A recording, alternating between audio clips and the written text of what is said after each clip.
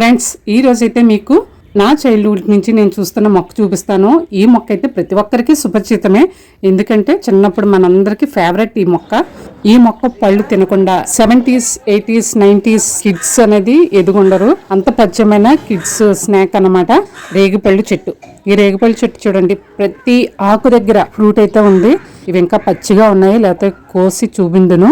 ఇది మా అమ్మగారు ఊర్లో, మా అమ్మగారు ఉంటున్న ఇంటి వీధిలో ఉన్న మొక్క అన్నమాట. ప్రతిసారి చూస్తున్నాను కానీ మీకు చూపించాలని ఈసారి నాకు కుదిరింది. చూడండి ఎంత కాయ ఉందో, ప్రతి కొమ్మకి ఆకుకి కాయ ఉందన్నమాట. క్లోజప్ లో చూపిస్తాను చూడండి.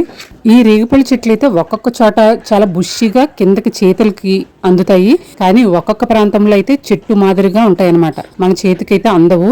ఈ రేగిపళ్ళు కోయడం కూడా ఒక ఆర్టే నిజంగా. అది చెట్టుని దులపడం కానీ కొమ్మను దులపడం కానీ చేస్తూ ఉంటారు అమ్మేవాళ్ళు. అయితే మట్టిలో పడకుండా కింద గుడ్డ వేస్తారు. చిన్నప్పుడు మీలో ఎంతమంది ఈ ఫ్రూట్ని తిన్నారు, ఎలా తిన్నారు?